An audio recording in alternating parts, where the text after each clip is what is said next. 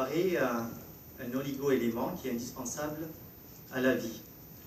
En effet, que ce soit les hommes, les animaux, les plantes, eh bien, nous avons tous besoin d'une quantité minimale de minéraux tels que le zinc, par exemple le cuivre, le cobalt, pour entretenir bien notre santé, mais également nos fonctions normales. Eh bien, il en est pareil pour notre foi. Celle-ci est indispensable à la santé spirituelle, à notre vie de chrétien. Le développement de celle-ci, le renforcement de celle-ci, eh bien, est d'une importance capitale pour chaque chrétien aujourd'hui. Malheureusement, parfois, eh bien, nous pouvons avoir des carences alimentaires dans nos habitudes alimentaires qui fait que notre santé en dépend. Eh bien, de même, aujourd'hui, notre foi, nous pouvons avoir des carences dans nos habitudes spirituelles qui font que celle-ci peut s'affaiblir. Attendons-nous quelques instants sur l'exemple de l'apôtre Pierre. Alors, on se souvient tous de cet exemple. L'apôtre Pierre est sur le bateau et il aperçoit Jésus. Et Jésus lui ordonne de venir. Et que fait-il? Eh bien, celui-ci, connaissant le tempérament de Pierre, assez impulsif, il enjambe le bateau et celui-ci commence à marcher sur l'eau.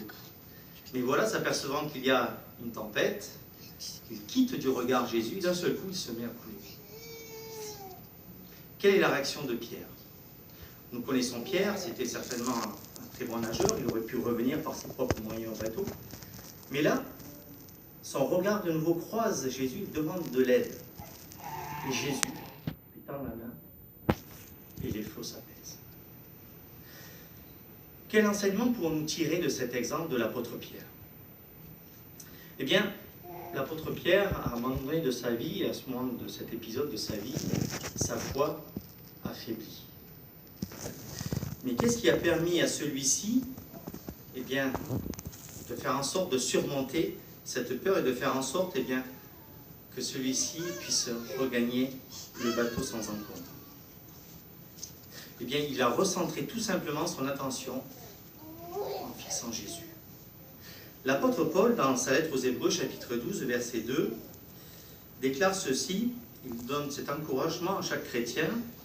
Il nous dit que nous devons avoir les yeux fixés sur l'agent principal de notre foi et celui qui la porte à la perfection, Jésus. Alors direz-vous, eh bien c'est vrai qu'aujourd'hui on ne voit pas littéralement Jésus, mais comment pourrons-nous garder fixer les yeux sur Jésus et renforcer notre foi? Bien, premièrement, en étudiant ses enseignements, les enseignements de Jésus, les actions que celui-ci a faites pour chacun d'entre nous, qui vont faire bien que ces enseignements vont guider notre vie jour après jour. De plus, nous pouvons renforcer notre foi en la confiance que nous avons dans la Bible.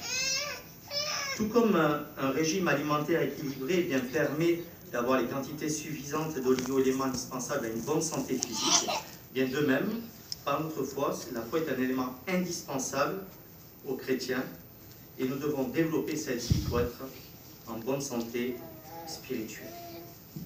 Alors comment? Eh bien, en lisant non seulement les Écritures de la Bible, en approfondissant celle-ci, en étudiant, mais également en méditant sur celle-ci. Nous pouvons renforcer notre foi en ayant les yeux fixés sur Jésus dans les promesses que celui-ci a faites. Non seulement les promesses qui se sont réalisées, les promesses passées, mais également nous pouvons nous projeter dans l'avenir. Peut-être s'imaginer ce que nous ferons après Armageddon, dans le monde nouveau, quels sont nos projets, que peut-être dessiner ce paradis dans lequel nous espérons tous vivre, peut-être dresser déjà une liste des ressuscités que nous aimerions bien rencontrer et pouvoir discuter avec nous. De tels effets eh bien, vont nous permettre de renforcer notre foi. Nous devons également nous concentrer bien sur les bienfaits promis, les bienfaits que Jéhovah nous accorde. On se rappelle que Jésus n'était pas distrait par le système de son époque. Aujourd'hui, nous devons également méditer sur les merveilleuses promesses que Jéhovah. Et certainement que si nous gardons présent à l'esprit ces merveilleuses promesses que Jéhovah nous a faites, eh bien nous consoliderons notre foi, nous aurons une foi solide, inébranlable, foi qui nous procurera la vie éternelle.